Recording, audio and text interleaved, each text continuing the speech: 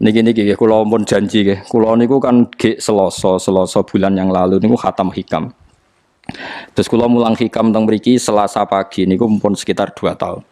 Pokoke walhasil diparingi Allah niku khatam.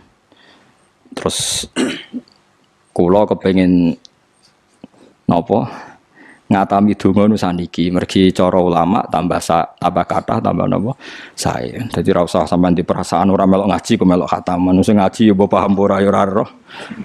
Sing ora ngaji pokoke ora roh padha ora roe sing penting ditampa napa pangeran ngoten mawon. Dados kula gadah azam pokoke donga ngoten mawon nek donga ya ora usah tenanan ya apik ora ya apik. Mergo pangeran mesti napa pirsa. Jadi tenanan itu ikhlase, nak ndonga ora usah tenanan, sing tenanan apa? Mergi cara hikam niku termasuk ngeten. Hikam niku yang ngarang hikam niku jenenge Ibnu Athaillah As-Sakandari. Ini muridnya Abdul Abbas Al-Mursi. Abdul Abbas Al-Mursi niku muridnya Abdul Hasan apa? Asyadzili. Kula niku sinau hikam mulai riyen mun bertahun-tahun sampai sekarang. Dia badhe tilem sering mau hikam. Jadi hikam termasuk madzhab ngeten. Tapi aja nut kados tiyang sing ora tau mlebu masjid wae aja nut iku wali. Nah kowe gawe-gawe. Nah kowe nglakoni ngono ben dadi wali wae ora mutu niku mboten alami. Hikam itu kalau berdoa itu sekali. Kula nu nate umroh 2009, terus haji 2013. Terus kemarin kula umroh malih tahun kemarin, baru ruwah kemarin. Niku kadang-kadang berkali-kali kalau itikaf teng multazam, tapi ora tau sida donga sampai sakniki.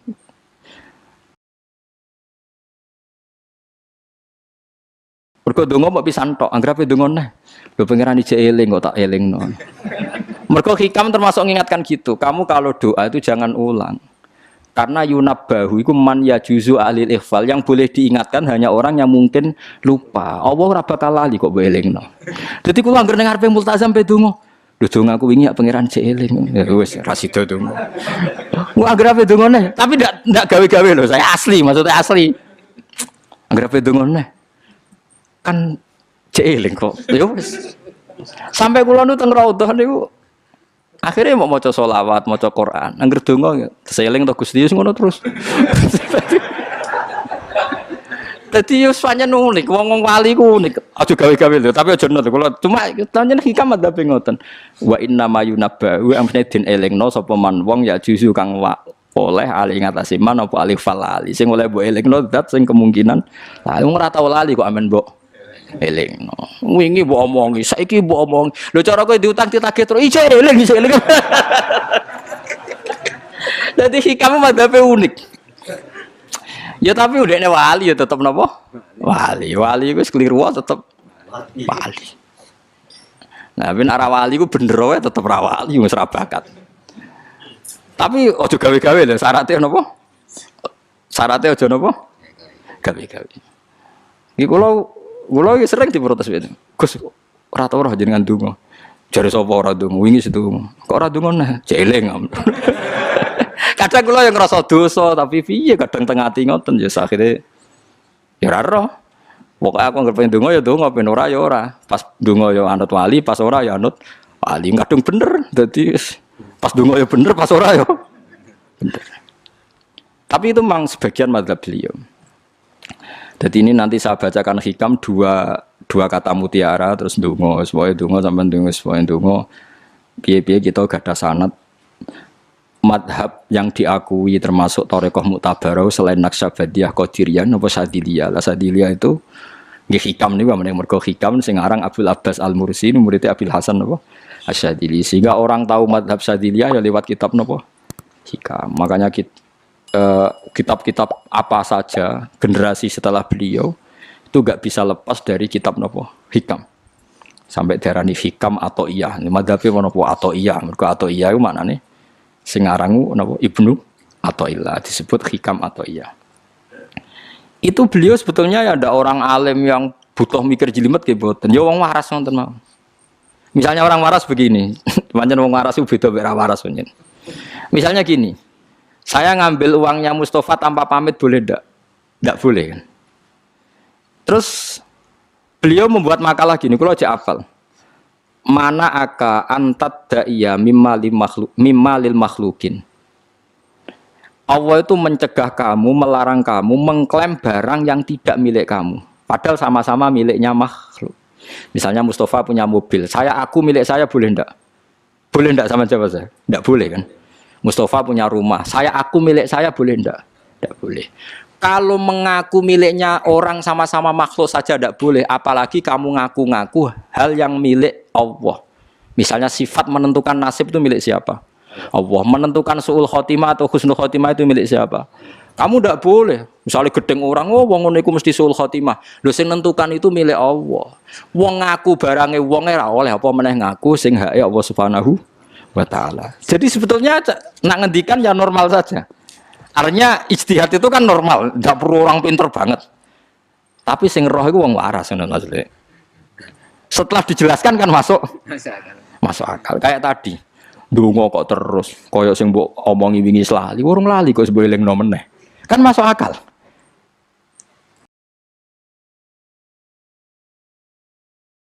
Tapi kok jangan anut aku, mergo ora asli, ora asli. Wong anut-anut kan mboten apa. Dadi ini kula waca kalih mawon nggih, kenangan kula ben dadi nggih kenangan kula napa makalah sanggeng napa hikam ya. Iki kula waca Arab ya mawon engko napa. Nggih, bismillahirrahmanirrahim. Kula nak maca malah bingung, biasa apalan malah maca. Jadi piyambake ngendikan mana aka antatta iya male salaka mimalil makhlukin afayubihu laka antatta iya wasfahu wa rabbul alamin. Di Allah ngelarang jenengan mengaku barang yang miliknya orang lain, apalagi ngaku-ngaku hak sing miliknya Allah Subhanahu wa taala. Sehingga kita ndak boleh misalnya maksud noti yang wong iku mesti celaka, nyelakano orang itu hak sinten? Hak ya Allah. Kowe ora usah GR sok ben mesti bener, iso wae saiki bener sok ben salah. Kamu juga enggak usah merasa salah, iso wae saiki kira saleh sok ben saleh. Ya sudah itu hak ya Allah, sudah ndak itu. Terus ngendikane beliau ini Ilahi kullama akhrosoni lu'mi antokoni karomuka. Gusti ketika saya didiamkan oleh kesalahan-kesalahan saya, antokoni karomuka, maka saya digerakkan oleh sifat lomane jenengan. Itu perasaannya hikam. Misalnya sampean ngerasa dosamu akeh terus rawani donga, ngerasa salahmu akeh terus ngerasa ora ahli swarga. Niku jare hikam, Gusti kula nak eling salah kula kok ora pantes mlebu swarga. Tapi nak eling lomane jenengan nggih pantes mawon. Lha iku dindot wong ngono niku wis dindot. Dina eling dosamu sampean akeh kan gak pantes mlebu swarga. Tapi nak eling jembare rahmate Allah nggih pantes mawon. Ilahi kullama akhrasani lumi antokoni karomuka. Wa kullama ayasatni ausofi atma'atni minnatuka. Ketika saya putus asa karena sifat-sifat saya yang buruk, maka saya akan digerakkan lagi punya harapan karena saking melimpahnya nikmate jenengan to peparinge jenengan. Terus beliau di sarah-sarah dicontohkan. Saat Umar masih kafir itu pernah gak minta jadi muslim kan enggak, tapi ketika Allah menghendaki dia jadi muslim maka jadilah Umar seorang yang muslim. Jadi orang tanpa keinginan pun kalau Allah menghendaki baik ditarik yang menjadi baik. Artinya kamu jangan percaya wong aku apa ya dadi wong apik piye, wong aku ngene. Wong sing ora tau niat apik wae iso diapikno pangeran kados sinten Sayyidina Umar. Sunan Kalijaga ketika nggarong ning gone Sunan Bonang niate ya untuk emas. Niate wae elek, tapi ketika Allah ngersakno dadi apik ada takdir yang memandu dia jadi apik, bahkan dadi wali. Itu fakul lama ayasatni ausofi, ketika saya diputus asakan oleh sifat-sifat saya yang buruk, maka saya akan diharapkan lagi, diberi tomak, diberi harapan oleh banyak peparingin apa jenengan. Jadi intinya kalau suwun khasnya madhab Sadili itu melihat sisi positif. Jadi misalnya jenengan sholat misalnya, ini rumah tenan, misalnya jenengan sholat, potensi gak diterima itu tinggi. Mungkin kita ada ikhlas, mungkin kita tidak tumak ninah, mungkin kita banyak melakukan kesalahan, mungkin eling macam-macam. Itu potensi yang menjadikan kita sholatnya tidak diterima Allah. Tapi cara madhab Sadilah berpikir gitu itu tidak boleh. Kamu harus ingat bahwa sujud ini luar biasa. Banyak orang yang nggak diberi anugerah sujud. Orang bertahun-tahun, berpuluh-puluh tahun hidup kafir tidak pernah sujud. Kamu sekarang ditakdir mau Sujud. Jadi mestinya kena sholat bar sholat subuh, matur nuwun Gusti tadi saya sujud sama jenengan, matur nuwun Gusti tadi saya rukuk sama jenengan. Gak usah mikir buat ditampa apa ora, eling terus. Nanti setelah zuhur ya begitu. Eling terus tadi ditakdir sujud, ditakdir rukuk, ditakdir sholat. Sehingga madzhab Syadziliyah itu sampai mengatakan begini. Orang yang beribadah meskipun sedikit dan yakin bahwa itu peparingnya Allah, minnah dari Allah, itu lebih baik ketimbang ibadah banyak plus merasa kurang. Di misalnya Mustafa sholat, bersolat duhur gak marem, mungkin duhurku salah terus berbadiah kok sholat meneh. Sing kula sholat duhur tok ora usah, saking syukur kula, niku duhur kula makome. Ya nganti saiki duhur kula perkarane ngene iku dene kelakuane cek ngene iku dene. Karena ketika diberi pangeran ora marem. Kurangnya, tapi kurangnya niat elek. Kayak pangeran polisi, ngurang pangeran ra nampa kurang ini kurang. Pangeran ora diwatak ngoten. Enggak terlalu prosedur wong wis sujud niate apik yo apik.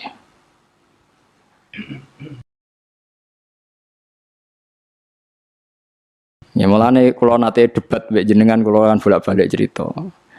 Sampai nak sujud itu untuk menjadi sah itu kan bathuk, tangan loro, dengkul loro, delamaan loro, sehingga harus sujud pada 7 anggota. Jadi menurut madzhab yang asoh, kalau sujud itu harus 7 anggota.